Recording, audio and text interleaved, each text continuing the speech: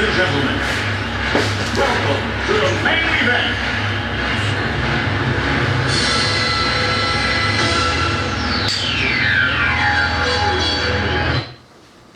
Hey, thanks for joining us here on another edition of Garage Boxing. Kevin Breen, joined with Bob Ernster. Good to be here as always. Thanks for getting my name right. Hey, yeah, a little stutter. It's so stuttering and it's so exciting because we've got a whole lot of boxing. October was awesome for boxing, but now we've got November. It's November 3rd today. And you've got, of course, the mega fight of 2009, Manny Pacquiao, Cotto fever. It's in the air. Can you smell it? It's all over the cable channels. It's all over the place. We've been watching 24/7. There's two, editions out now, and then you got two more. Not very, hard hitting stuff. But and it's really, overly made, I think. But hey, it gives you a glimpse, and it's it's not like it's a lot of action. It's just basically what the fighters are going through in preparation for the fight. And I see it. One is just extremely focused. You got Cotto looking at his redemption fight, the biggest fight of his career, as he should be looking at it. He's been in training camp for about 6 weeks. He's taking it seriously. He's got a tight knit group. He's got a young trainer, but I guess that guy used to work with him, or his uncle. He was the apprentice for Evangelista Cotto, who obviously is not part of his team anymore. And if you saw the second edition, Cotto's father said, hey, it's family, and it'll return to normal, but it's not normal right now. And he won his last fight against Claudio, and he didn't look impressive. He won the fight, and Claudio could have taken it, and Cotto took it, and so you got to respect him. I got a lot of respect for Cotto, even though I'm picking Manny Pacquiao to win. I think there's been too much made of the size advantage that he has. Yeah. I think that's overly done. If they were wrestling, or if this were rugby or something, then I would say, maybe he does have a bigger size. They're going to be grappling, but it's not. They're going to be boxing, and I think I see Pacquiao's speed and movement and giving Cotto problems, especially in the middle rounds. And then I think you see those early middle rounds, go to Pacquiao, and eventually he takes him by KO, like by 9. That's what I'm saying. I think I might even said it earlier, but I think maybe You're hoping for a good fight, though.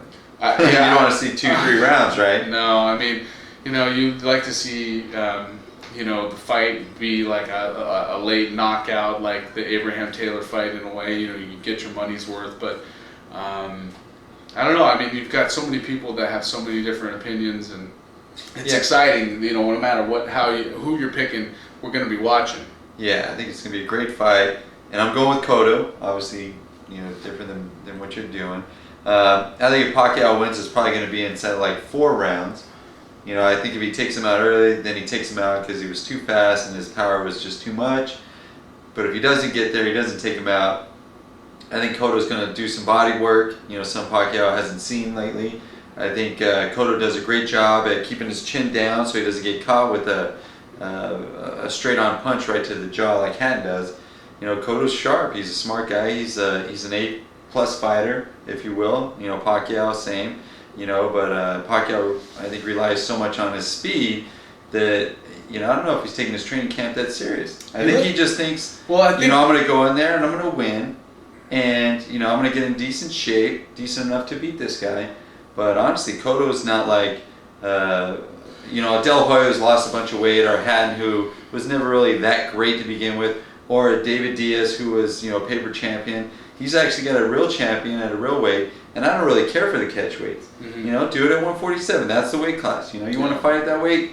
If you want to fight over 140, you go to 147. Yeah, agreed. Why do you want to deplete somebody to try to get an advantage for yourself? Because if you're that good, go to 147. Because the other guys are willing to do it, and whatever it's done is done. I mean, I hope if Cotto loses that we're not going back to that and saying, because that's an excuse. He in the 24/7 himself is saying, hey, it's fine. I'm at a good weight. I'm in a good place. So let the games begin and let there be no excuses on either side. I think that early on there won't be, but if you're fans, there will be. I think I'm talking about fighters, there won't be, but you know, because they're two real classy guys. Yeah. You know, the top guys in not just their weight class, but in boxing, I think.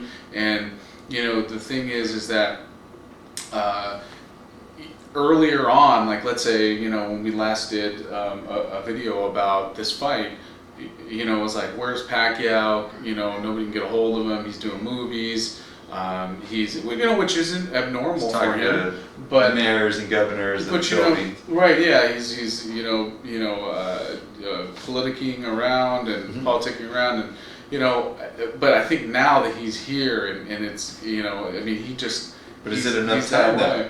He's been here for what, a week, 2 weeks? Yeah, but you saw he's got 4 weeks. They were in Manila, you know. I mean, and they were in Pacquiao. Was he as focused and training as hard as Cotto?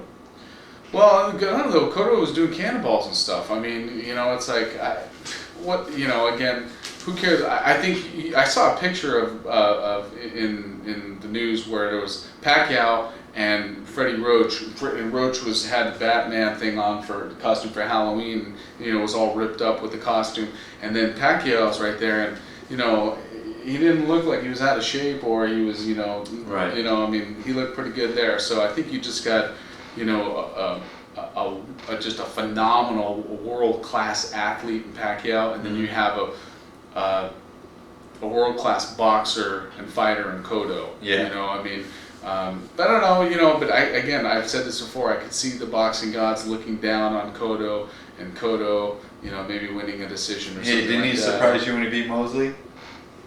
I mean, he did. Oh, absolutely. Come on. Absolutely. And I think Mosley could beat Pacquiao. So yeah, well, the matchups again. It's the matchups in boxing that we talk about. Mosley's fast, and yeah, but he's nowhere near as fast as. Well, he's just not left-handed. So when you get a left-handed fighter that's fast, they look maybe twice as fast as a traditional right-handed. And I think Cotto's pretty confident about his ability to fight against left-handers. Confidence is what you need. And that's great, but I don't know. I mean, you know, one thing's to fight left-hander, and another thing is to fight, you know, Pacquiao. I mean, you know, it's not so much left hand. It's like he's got these angles, and you know, everybody's got head movement like that, but he's like, I mean, well, do you think Cotto's smart enough to watch what Marquez did right against Pacquiao and implement the same style, but just at a heavier hand instead of 130 at 145, and maybe do some damage to the body and do some counter punching? You would think. That's what I'm thinking. Yeah.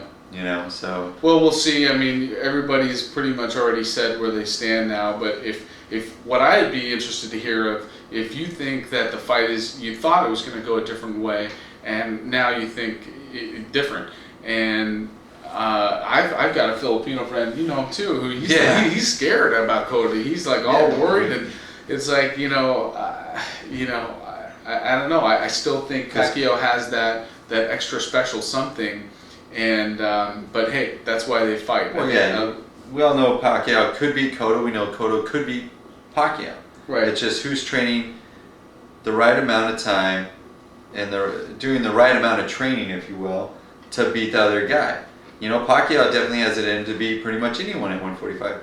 But is he doing enough work in preparation to beat Cotto at 145? Or is Cotto doing enough work in preparation to beat Pacquiao, you know? Well, yeah. I mean, they can both beat each other. You know, one guy can knock another guy out. So I think I had it in the 6th round. I said originally. You said 9. I said 9. And so, what are you saying now on the books? I'll say Cotto. Well, I know. I would say it's obviously going to be late, and you know, it'll probably go decision. Cotto decision. Unanimous. Okay, all right, unanimous decision. You know, it's either going to be Pacquiao early, or it's going to be Cotto unanimous. Yeah. Well, we'll see. That's November 14th. On the undercard of that fight, you have Daniel Santos and Yuri Foreman. Yuri Borman, as some people have referred to him. He's undefeated, though. He is undefeated, but you know, again, a non-action fighter. We'll see. Maybe something happens, and then you've got Chavez Jr. against Troy Rowland, also undefeated, and then you've got Alfonso Gomez, local boy, the contender, Tussin contender fame, against one of the biggest fights of his life. He fought Cotto. Did we lose money on that guy? We had like 7-1 odds. I don't lose money, man. 7-1 odds, and we took Gomez over Cotto, right? Yeah, I'm pretty sure we bet on that one. I don't know. We had like 7-1 odds. We put like $50, and we could have won a lot of money Yeah. had Gomez won, but he just got destroyed.